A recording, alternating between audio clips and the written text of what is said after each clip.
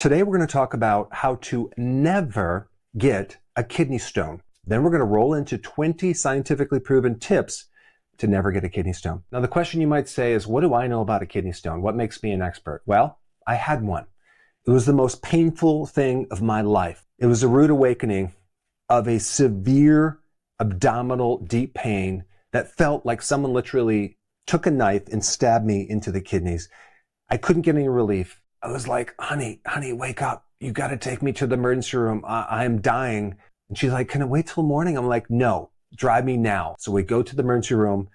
They put me on morphine, put a catheter in. It was a nightmare, and I've never experienced that much pain in my life. Then 2 weeks later, I'm jogging. I come home. I have to use the bathroom.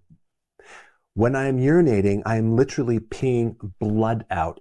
I'm freaking out. I'm like, what the heck is going on? Apparently that kidney stone had sharp edges and it was just tearing up and cutting up my kidney. Now, if you're at risk for a kidney stone or you had a kidney stone, you're going to be super glad that you watched this video. Because when you do a search online or watch all these videos, it's going to give you all of these solutions. It's going to tell you all these theories. But the question is, what is that one thing that is the most important thing to focus on? If you understand what that is, everything else will make sense. And I wish I would have known this when I had a kidney stone. I didn't even learn this until just a few weeks ago. So this is going to be super relevant information. Okay, most kidney stones are calcium oxalate stones. So it's a combination of calcium with the oxalate, and it builds up in the kidney. Now, sometimes there's a uric acid stone. Sometimes there's a stone made out of phosphorus. But it doesn't matter because the solution is going to be the same thing. It's going to be this thing right here. So when you do research on a kidney stone, they might talk about citrates or citric acid, like lemon juice, because that will help dissolve the calcium part. But you also have to realize that your body makes citrates. And a lot of people that have kidney stones go to the doctor, they do a urine test, and they find low citrates because your body apparently is not making them for some reason. We're going to explain why. Now, the next thing you'll hear is you have to drink a lot of fluids, like 2.5 liters of fluid a day. And why is that? Because if you're dehydrated, then what happens is you get this super concentrated calcium oxalate and then it forms a stone. But if you can keep the urine diluted enough, then you potentially won't ever develop this stone. So that's another thing that they recommend. And yes, that's important. But there's certain people that drink a lot of fluid that still get stones, okay? So it's important, but it's not the most important thing to focus on. Then we get number 3, oxalates.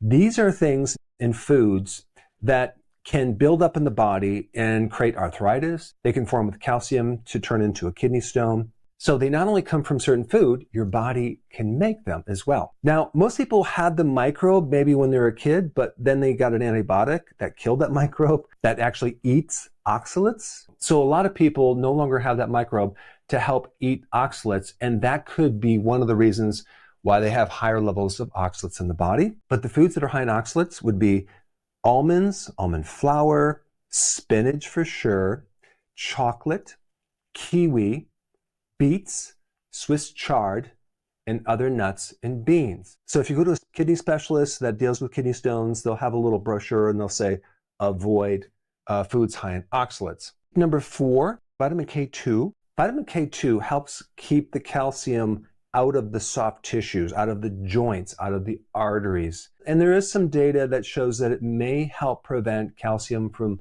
accumulating in the kidney and other tissues, but there's not a lot of data, and they don't really know if it's specifically going to help remove calcium from the kidney, but there is a little bit of data that talks about vitamin K2 keeping the calcium in the bone and in the teeth. There's also information on your pH of your urine, that if your urine is too acid, that can create more of a tendency to get a stone too. So people will tell you to alkalize the urine to reduce the risk of certain stones, especially like the uric acid stones. One way they do it is with citrates, lemon juice, things like that. But then we get to this topic of vitamin D, which makes things extremely interesting because really the only toxic effect of vitamin D when you take large amounts is kidney stones. So what's going on with that? Is it the high vitamin D that's causing kidney stones in the general population?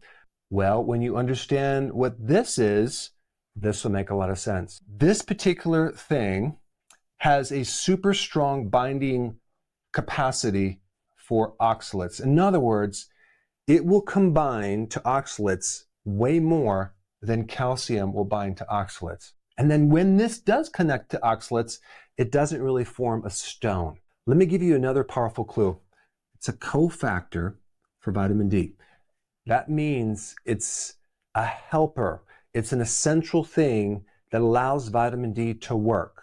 And if that particular thing is deficient in your body, vitamin D is not going to work that well. So you might absorb calcium in the intestines and into the blood, but that's where it stops. It doesn't then go that next step into the bone or the teeth. So then it builds up in the blood and it trickles off into the kidney. And this is the perfect storm for a kidney stone, all because you're deficient in this thing right here. And this also explains when someone has a large amount of vitamin D and they don't take this thing right here, which I'm going to explain shortly, what happens is they get a massive buildup of calcium that only goes halfway. It never ends up in the bone or the teeth. And on top of that, this controls calcium inside your cells. There is a lot of different health conditions that involve calcium building up inside the energy factory, the mitochondria, different cells that end up causing damage to the cells, and that leads to heart attacks and things like that. There's even medications that are called calcium channel blockers to help lower blood pressure. This thing is a natural calcium channel blocker, okay? Not just with kidney stones, but for a lot of other issues. All right, the next thing is phosphorus. I'm not going to get too into the woods with phosphorus, but all you need to know is there is a certain type of phosphorus stone that can develop. Well, guess what? If you have enough of this thing right here, you will not develop a stone out of phosphorus.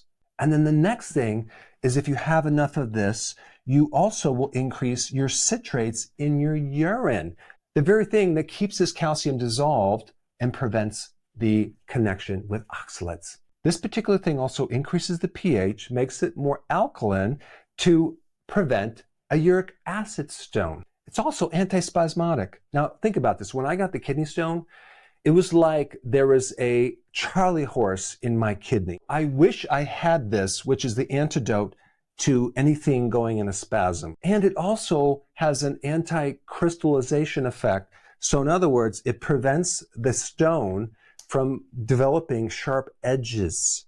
It slows the formation of a stone. It makes the stone slippery enough so it doesn't have Velcro on it and it doesn't get stuck in your kidneys. It helps to decrease the parathyroid hormone.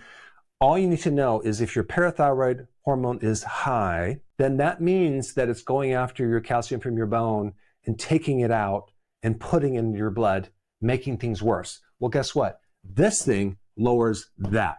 It works in conjunction with vitamin D to help regulate calcium and keep the calcium going in the bone and not in the kidney. And this is magnesium. Magnesium. Interesting. Magnesium is hands down the most important thing to focus on to avoid kidney stones. And if you have a kidney stone, you should be focusing on magnesium.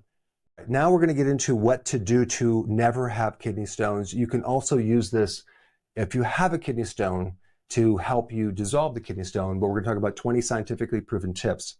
Number one, magnesium glycinate, 300 to 400 milligrams a day. Now, if you're getting enough magnesium from your diet, you don't need to do this unless you know you're at risk for a kidney stone. Maybe your parents had it or there's some genetic predisposition. But the glycinate part, which is glycine connected to magnesium, is really good for sleeping, but it's also good to increase glutathione, which is an antioxidant that can actually help your kidneys. So this is why I recommend magnesium glycinate with lemon water, okay, on a regular basis. So the combination of these two together are going to be really good. And you can even get this in a dissolvable powder form as well. Now, one thing you might want to think about with lemon water is just put it in mineral water. Why? Because mineral water is a good source of magnesium. So that could be very helpful. Number three, leafy greens. The chlorophyll, the green stuff in leafy greens, has a root of magnesium. Avocados are high in magnesium. Pumpkin seeds have a good amount of magnesium. But a lot of times when you're looking at your foods and calculating how much magnesium you're getting, it's not as much as you might think. You might have to increase it to create a therapeutic dosage. Number 5, should you lower your oxalates in food? Yes, they're in spinach, almonds, almond flour, chocolate.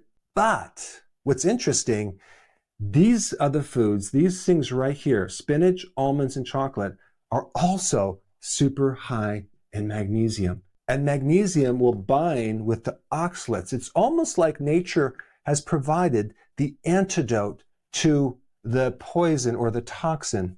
I'm not 100% convinced that you're going to get a kidney stone from spinach, almonds, or chocolate because it's high in the antidote. But just to be sure, maybe you do want to lower them. All right, number 6, I did mention phosphorus. Phosphorus is something we need in normal healthy food. You're going to be fine. But when you start to have junk food, especially colas, you're going to get a lot of phosphoric acid. That artificial type of phosphorus is not good for your kidneys. It's not good to help you avoid a stone. It can create all sorts of problems, not just with kidney stones, but other issues. So for that reason, I would just avoid junk food and cola, right? Number 7, if you ever take vitamin D, also take magnesium. Or if you buy a vitamin D supplement, make sure it just has magnesium in it. As long as you have enough of the cofactors, magnesium, vitamin K2, zinc, it is going to help protect you against this calcium overload in the body. All right, number 8, avoid calcium carbonate. Literally on all of the big brand multivitamin minerals, the first ingredient is this limestone calcium carbonate. You don't want to load up your body with a lot of calcium. It potentially could trigger a kidney stone. This is why I recommend getting your calcium from food like cheese or dairy, but not from rocks or limestone, especially not as the first ingredient in these supplements. Number 9, drink 2.5 liters of fluid per day. Okay, I do recommend you do that, but make sure it's not soft water. Okay, if you have a water softener, they're taking out the minerals. Hard water is calcium and magnesium. So the risk for kidney stones decrease when you drink hard water, like well water or spring water. But regardless of what type of water you drink, if you keep your liquids 2.5 liters, it's very unlikely you're going to develop a stone, especially if you're doing all these other things. And number 10, potassium foods are important. The foods that are high in magnesium are also high in potassium, so you should be okay on that. But potassium is an alkalizer. It will help prevent the formation of the uric acid stone, but it also helps you retain citrates. So it's another benefit from having enough potassium. 11, diabetics are at high risk for kidney stones, and having the body too far one way or another can create a problem with different stones.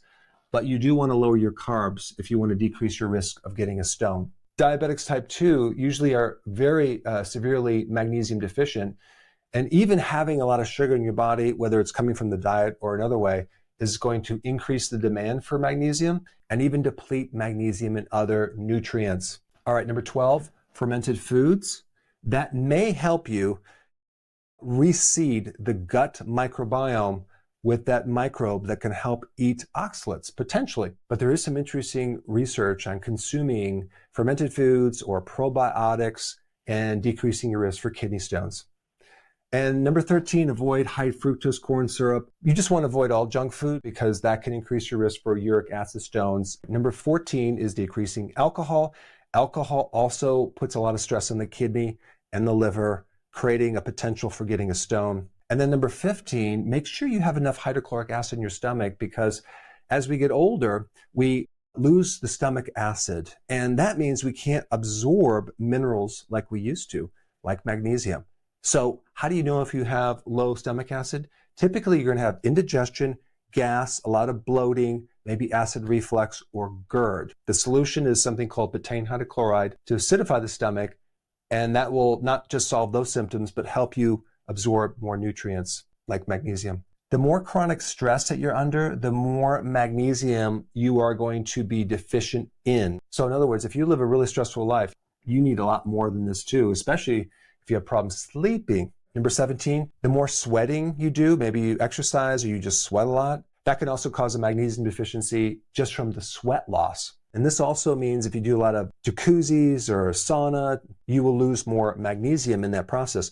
And then if you overtrain, if you do a lot of heavy lifting or a lot of exercise or marathons, in order to make energy, you need magnesium to make this thing called ATP. So the demand for magnesium is super high for an athlete, or especially if someone's overtraining. You need more magnesium to run those little motors. And then there's also medications that deplete magnesium. Diuretics are a big one, antibiotics, steroids, birth control pills.